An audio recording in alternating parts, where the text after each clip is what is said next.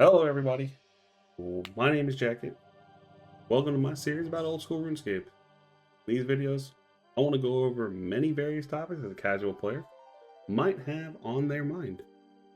May do some tips and tricks and even possibly guides, but my focus isn't going to be on the absolute maximum efficiency or the best way to do, something that is unbearable for hours and hours on end.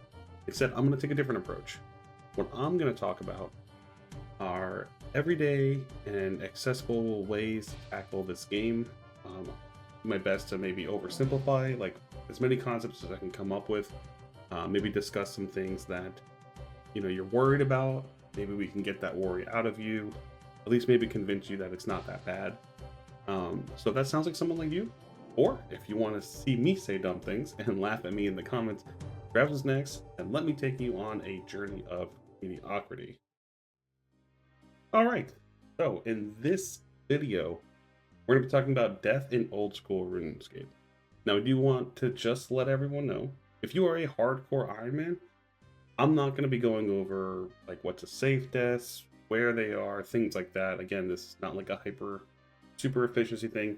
So what I recommend if you're a hardcore Iron Man, make sure you go to your activities page on the wiki and see if it's a safe death or not. Do yourself a favor. You don't want to be losing that status for no reason. So, that said, let's get into the video. So if you've been playing RuneScape for a long time, you might remember dying in almost any way was one of the scariest things that could happen to you. All of your items were dropped straight on the floor, and without the proper bank setup or teleports, you might just lose everything that was in your inventory, except for those 3 precious items, the most valuable ones, depending on like the GE price, depending on the high out price. Maybe they were coded to be more priority or not. And so you might lose certain items, and that was very, very scary for a lot of casual players, especially a lot of kids growing up, because a lot of us were kids when we were playing this game initially. So I'm making this video to try to alleviate some of that stress of dying. It's so much less terrifying than it used to be. Even jumping back in recently, a couple months ago, even a year ago, I was still even confused when I jumped back in a year ago when I was like, do I still lose all my stuff? I don't want to die randomly, things like that. So sit back, relax, as we discuss the death in RuneScape. Before we get started, I'm linking the old school RuneScape wiki page to death in the description below, so it'll be right down there for you. This page is insanely helpful to check out what might happen to you when you die in any given area. Everything I'm covering will be kind of going over what's on this page. Anything extra that I might remember, we'll definitely be adding in. So if you are gunning for like the dreaded Jed, you know what you can expect. If you attack a healer, pray ranges up, and a fireball slaps you in the face for 96. So let's say let's bring it back a little bit, because this is how probably the majority of us remember dying in RuneScape. If you're a newer player, if you even 10 years ago, you wouldn't believe how many changes this game has gone through for how you die and what happens when you die. So let's say you're having a good time. You're ranging black dragons in the Cavalry dungeon. You got your best friend on the phone. You guys are talking. We're talking landline, so you had to disconnect each other to make that phone call. You made it past the poison spiders without being poisoned. This is going to be the sweetest 40 minutes. You can kill 12 black dragons so you can go bank those hides and bones and make some money. And, you go to look something up, because, they're moving through like the underground pass tunnel or something, and, they can't look it up, so they have you look it up. And then you hear it. The fire breath. Once, you panic. The fire breath again, and then you hear the death noise. And you're back in Lumbridge.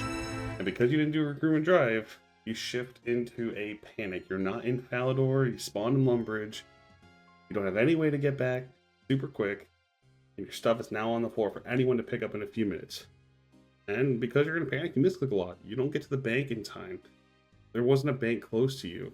So the time you get your bearings and you get back to Berthorpe, or you go to Falador and you do the agility shortcut, your stuff's now visible. Someone else farming black dragons that was right next to you is now the proud owner of 20,000 broad bolts and some red d'hide vambraces, and you're really sad.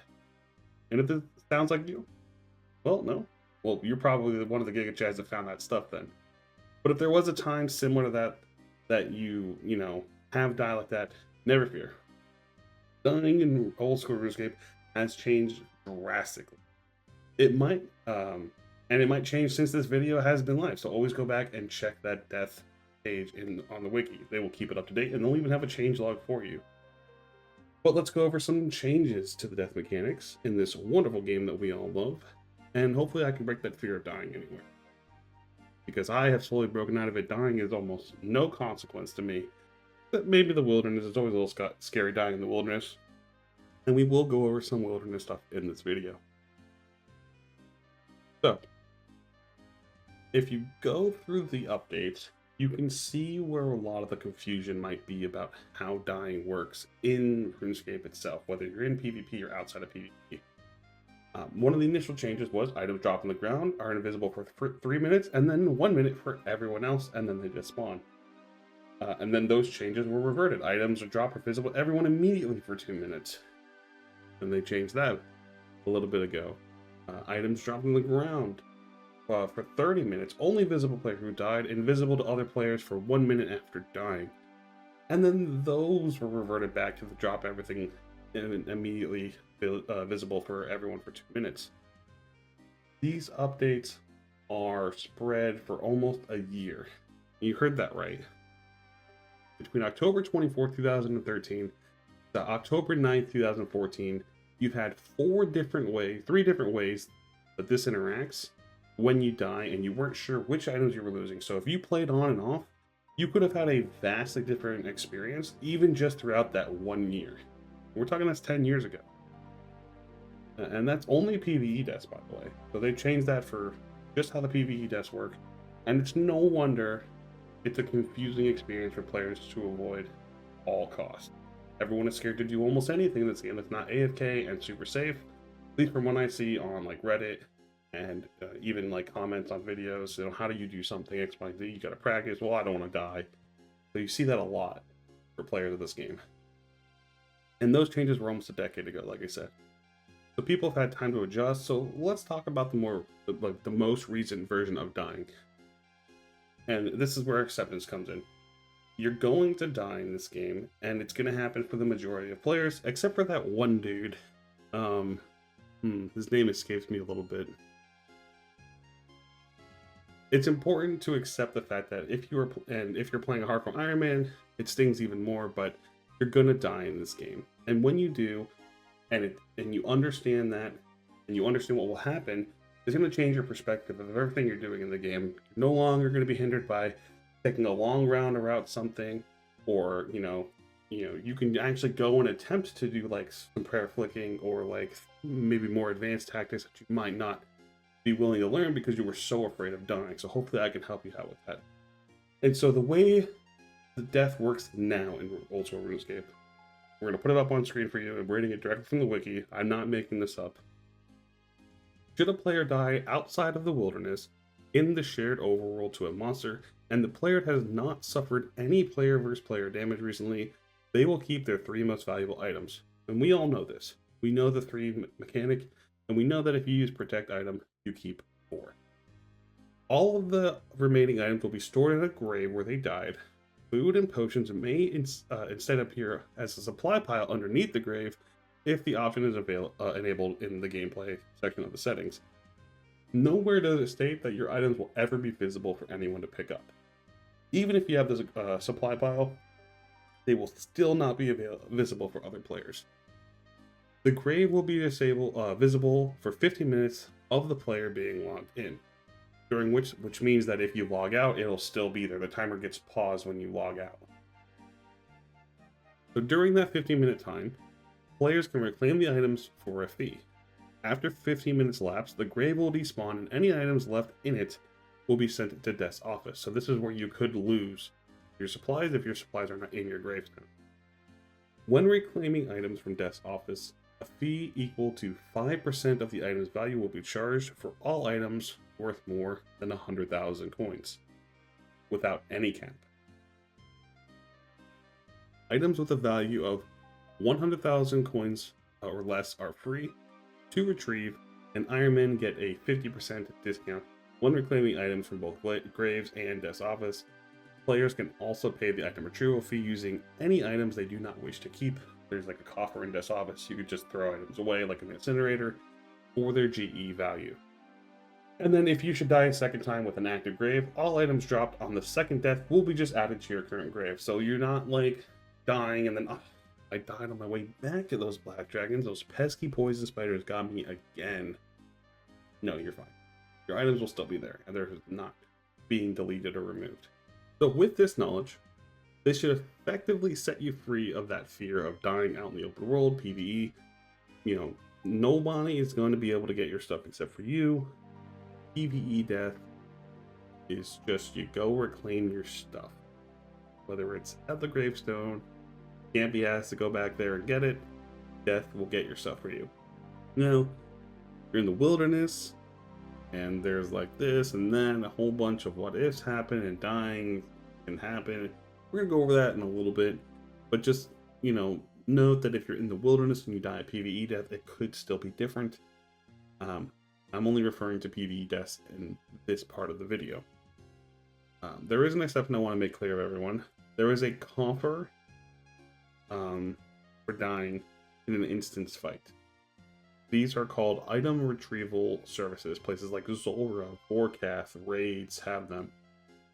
Your items will go to this retrieval service and function the same as a like a gravestone and death coffer, except for one little thing. If you die a second time with these items and these item retrieval services, those items will be deleted. So if you're fighting any of these type of bosses that have this type of item retrieval service and you die, make sure you have a plan, a safe plan to get back to them.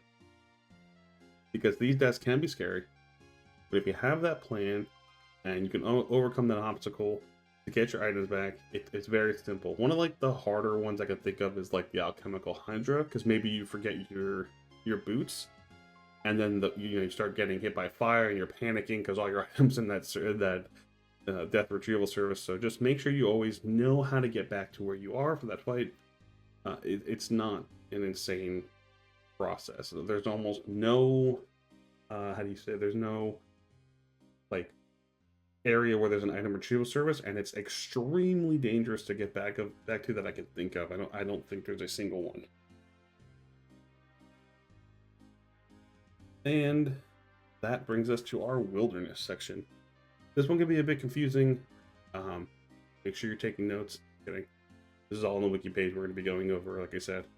But there's different types of the wilderness, and hopefully this can help you understand a little bit more about how the wilderness works. Knowing what will happen when you die is always good and important.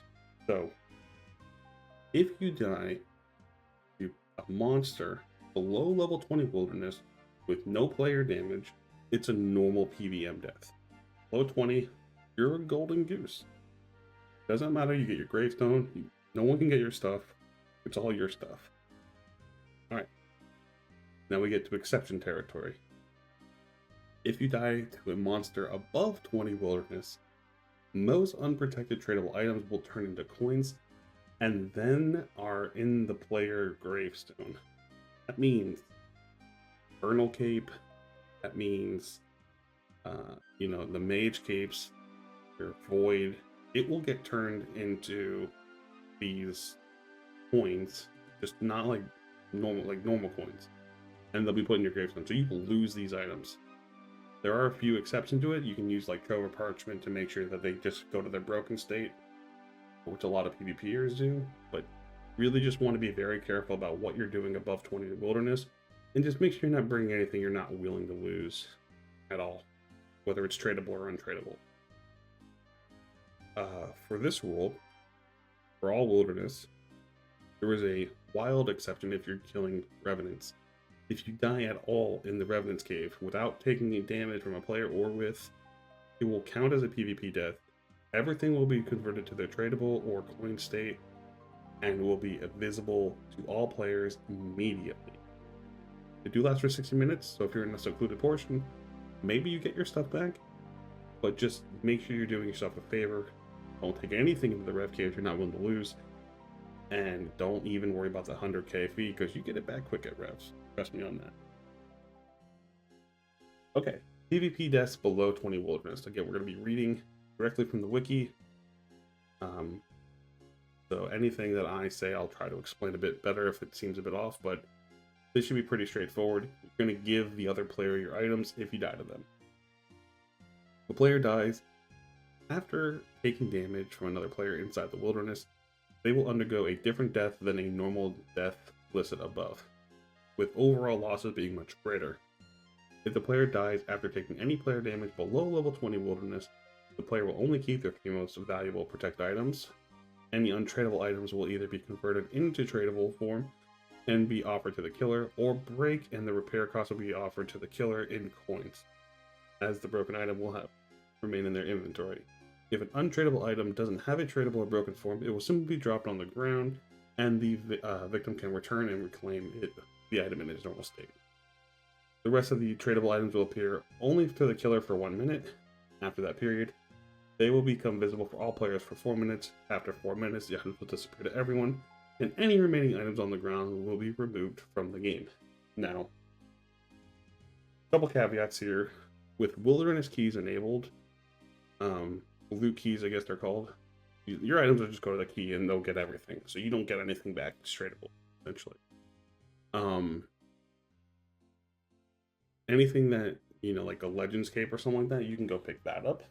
That is something you can do. But essentially, you know, nowadays with the loot keys, you die, you just lose everything. Whether they want it or not, they just get it all. Also, this doesn't mention being skulled. Being skulled means you lose all of your items. It doesn't add any additional mechanics other than you just don't keep 3 items.